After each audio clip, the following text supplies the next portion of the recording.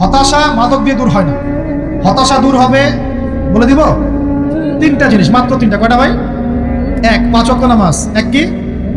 নামাজে আপনি অজু করে সিজদা দেন, ইনশাল্লাহ আপনার মনে প্রশান্তি না আসলে আমাকে এসে বলেন যে আসে না। চোখের পানি, মনের আবেগ যা আছে আপনার ভিতরে, কষ্ট, দুঃখ, যন্ত্রণা, সব আল্লাহকে ঢেলে দিবেন ইনশাল্লাহ। নিজের আবেগ ধরে রাখবেন এখানে, আপনি আল্লাহর জন্য ঢেলে দিবেন। মানুষকে আবেগ দেখা কি লাভ? মানুষ আপনার চোখের পানির মর্ম বুঝবে? মানুষ কি মানুষের চোখের পানির মর্ম বুঝে? আপনার পিতা যদি মারা যায়, আমার কাছে এসে দোয়া চান, কান্নাকাটি করে, আমি দোয়া করতে পারবো, কিন্তু আমি কিন্তু আপনার ফিলিংসটা বুঝতে পারবো না। আপনার অনুভূতি কে বুঝতে পারবেন? আল্লাহ পাক আপনার ঘাড়ের রগের চেয়েও কাছে আছেন। সুবহান আল্লাহ পাক ঘাড়ের রগের চেয়ে কাছে আছে। গতকালকে বাংলাদেশের একজন বরেণ্য আলেমের সাথে একটা কনফারেন্সে ছিলাম। উনি বলছিলেন যে এক ব্যক্তি, এটা শোনেন, এক ব্যক্তি খুব তার শখ যে তিনি সাহাবীদের মতো নামাজ পড়া শিখবেন। কথা বুঝতে পারছেন? সাহাবীদের মতো নামাজ শিখবেন। তো একজন বরেণ্য আলেমের কাছে এসেছেন, এসে বলছেন যে আমাকে সাহাবীদের মতো নামাজ শিখিয়ে দেন। তখন সেই আলেম আরেকজন আলেমের সন্ধান দিয়েছেন, যা তুমি তার কাছে যাও, তিনি শেখাবেন।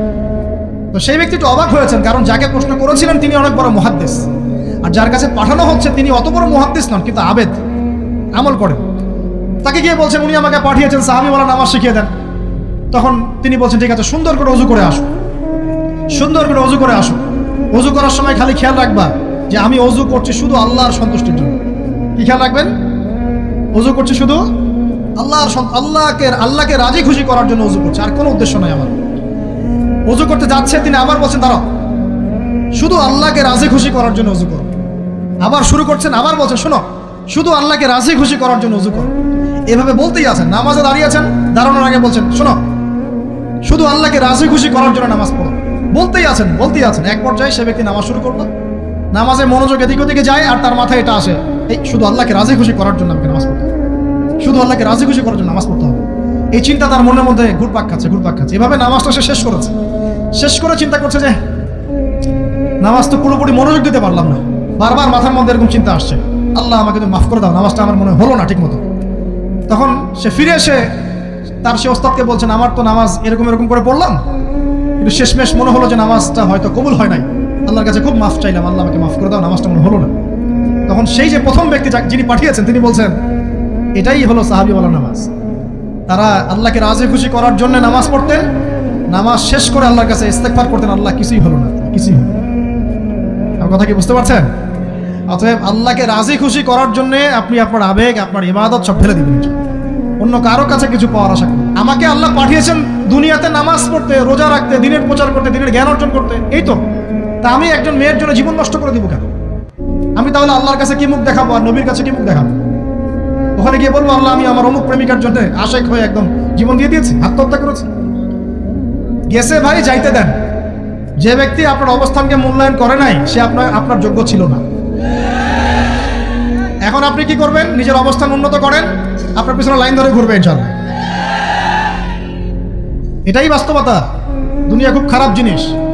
মানুষ মানুষের অবস্থানকে মূল্যায়ন করে, মানুষ মানুষের অবস্থানকে মূল্যায়ন করে, কিন্তু আল্লাহ রাব্বুল আলামিন আপনাকে সর্বাবস্থায় ভালোবাসেন। আলহামদুলিল্লাহ। এই যে আমরা এখন অনেক পাপ করছি না, আল্লাহ কি আমাদেরকে আযাব দিয়ে ধ্বংস করে দিয়েছেন? আল্লাহ পাক এখনো আমাদেরকে ভালোবাসেন, রহম করেন, অপেক্ষায় আল্লাহ পাক অপেক্ষা করছেন কখন তওবা করবে, আমি তওবা কবুল করব। এই কখন আমার বান্দা খালি একবার বলে আস্তাগফিরুল্লাহ, আল্লাহ পাক সাথে সাথে মাফ করে দিবেন। আর সেই আল্লাহকে ভুলে আপনি কার পিছনে ছুটছেন? আমরা কিন্তু নিয়াত করতে পারি ভাই যে আমরা যারা ওয়াজ শুনলাম জীবনে কোনোদিন সিগারেটে হাত দিব না ইনশাআল্লাহ। রাজি আছি ভাই? অন্য বড় বড় জিনিস তো বহুত দূরের কথা। আচ্ছা, অনেকে রাজি হয় নাই কেন? আপনারা কি অলরেডি আসক্ত? আমি অনেক ভাইকে দেখেছি মাশাআল্লাহ ইফতার খুলেই একদম বেনসন টানা শুরু করে। হ্যাঁ, এটা যে হারাম আপনাদের কেউ ওয়াজ করে শোনায় নাই? এটাকে কি মনে করেন আপনারা, হারাম না হালাল? কেউ বলেছে মাকরু, নাকি মাকরু ফতোয়া দিয়েছে? মাকরু শব্দের অর্থ জানেন আপনি? মাকরু শব্দের অর্থ কি শোনেন। সূরা বনী ইসরাঈল খুলবেন। কোন সূরা? সূরা বনী ইসরাঈল। আল্লাহ পাক বলছেন আমি বনু ইসরাঈলকে এই কাজগুলো করতে নিষেধ করেছি। কোন কোন কাজ? জেনা করো না, জেনার ধার কাছে যেও না, এতিমের মাল আত্মসাৎ করো না, শিরক করো না ইত্যাদি। যারা আলেম আছেন তারা আমার কথা বুঝবেন। এই কাজগুলোর পরে আল্লাহ পাক বলছেন যে এই প্রত্যেকটা কাজ আল্লাহর কাছে মাকরুহ, অপছন্দের। কিসের? অপছন্দ। আর এটাকে আপনি সহজ মনে করছেন? নিয়াত করি আল্লাহ পাক আল্লাহ পাকের সন্তুষ্টির জন্য আমরা কোনোদিনও মাদকের সাথে সম্পৃক্ত হব না ইনশাআল্লাহ।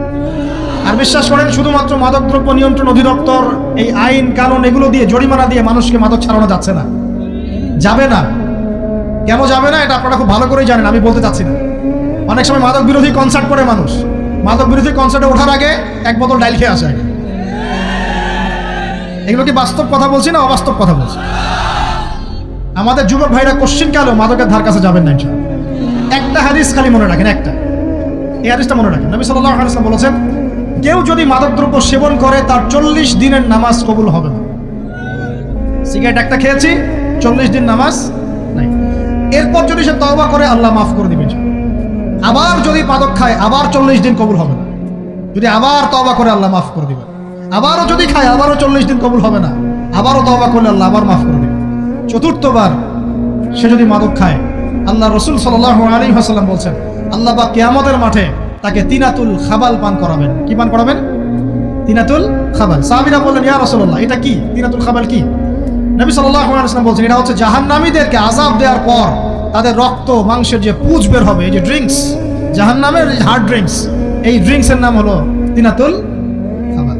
আল্লাহ পাক আমাদের সবাইকে মাদক থেকে বাঁচিয়ে রাখুন। আমল হচ্ছে কোরআন তেলাওয়াত। যে ব্যক্তি কোরআন তেলাওয়াত করতে পারে নিয়মিত, তার মনের মধ্যে এই হতাশা, এই ভীরুতা, এই কাপুরুষতা কিচ্ছু আসবে না ইনশাআল্লাহ। আমি গ্যারান্টি দিচ্ছি আপনাকে, হতাশা আসবেই না আপনার মনে, যদি আপনি কোরআন বুঝতে পারেন। কোরআনের একটা আয়াত নিয়ে কোনো সময় দেখা যায় 2-3 ঘন্টা সময় পার হয়ে যাচ্ছে, আয়াতটা ছেড়ে সামনে যেতে পারছি না। কোরআনের ভিতরে ঢুকলে আপনি দুনিয়ায় ভুলে যাবেন কি হচ্ছে আশপাশে।